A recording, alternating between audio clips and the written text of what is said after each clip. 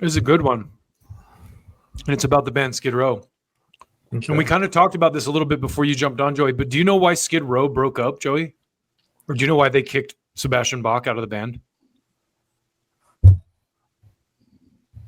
This is so crazy. I just learned this. Because he agreed to do a tour with Kiss without telling the rest of the band. That's why they kicked him out. Yeah, that's like I was like, what? No. So anyway, I'm gonna let our boy from Rock True Stories. He did a pretty good breakdown of it. They thought the singer was pretty volatile. At their first meeting together, they would get into a fist fight at a local bar, and despite hailing it as a bonding moment, it would foreshadow what was to come. To support the group's first album, the band went out on the road with Bon Jovi. It was during the last night of the tour both bands played pranks on one another, as Bon Jovi's stage crew would douse Bach with ice milk prior to Skid Row hitting the stage. Angered, Bach took to the stage to express his displeasure, calling out John Bon Jovi. Adding to the tension was that prior to getting signed, John and Richie Sambora took a lion's share of Skid Row's publishing.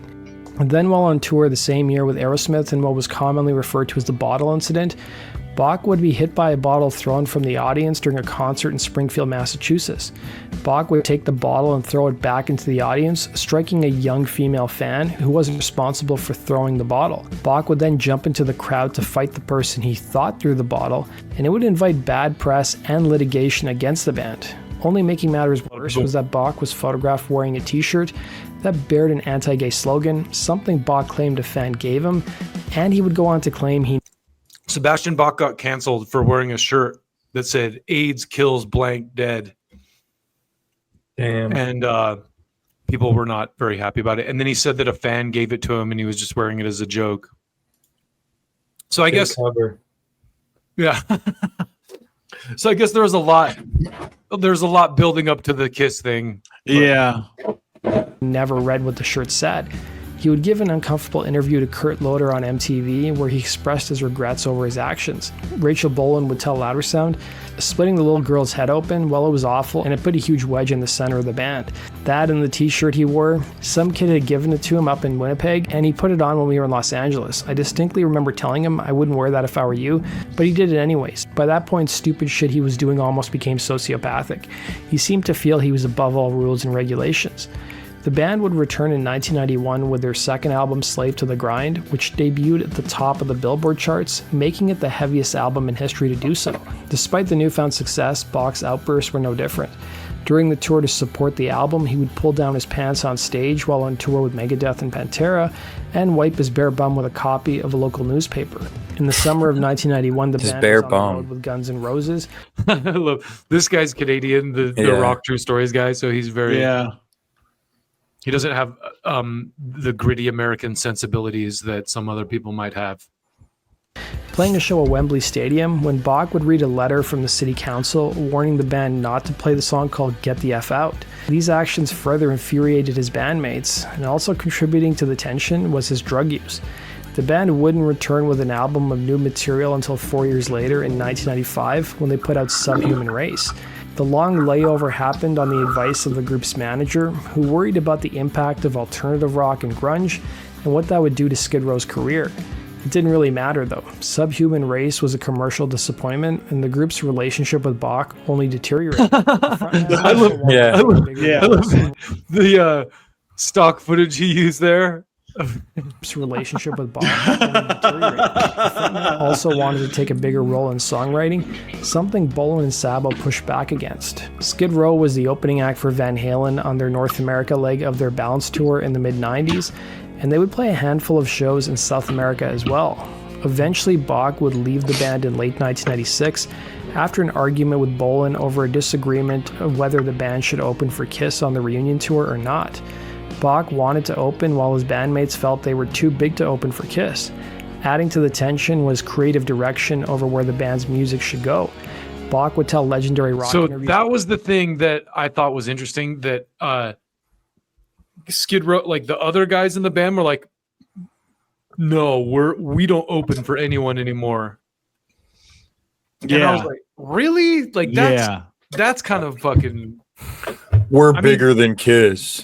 Kiss is going to open for us. Yeah, that because even with all the shitty stuff Sebastian Bach did, I mean, I'm sure he was on a lot of drugs and fucking didn't give a fuck. Yeah. Yeah, you've seen his but like, cool video. yeah, but that was the final straw. Was him like saying, "Oh yeah, we'll do a tour opening for Kiss," and the rest of the band was like, "No, we won't." Yeah, that's dumb. In 2012, I was 100% fired from the band. They sent me some new music and I told them straight up that I didn't like it and wanted us to write some more because I wasn't going to sing these songs. They got all mad and Doc called me and said, well, you have to sing it because you're the singer in the band. I don't know about you, Mr. Rock Band guitarist and bassist, but I don't get into this rock and roll band to play songs that suck. Things would come to a head when Bach left an angry voicemail on Sabo's answering machine in late 1996. Guitarist Scotty Hill would tell Another Effin' podcast, and that caused a giant uproar is what it did, and Sebastian did something to Snake that was so unacceptable.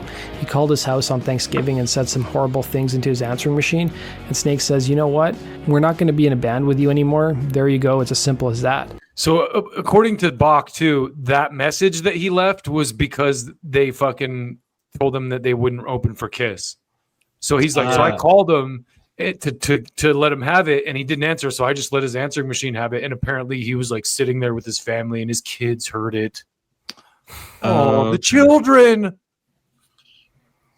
They're like, Dad, what the fuck? Go open for Kiss. Yeah. Put that turkey down and go make some money. What the fuck is wrong with you, Dad?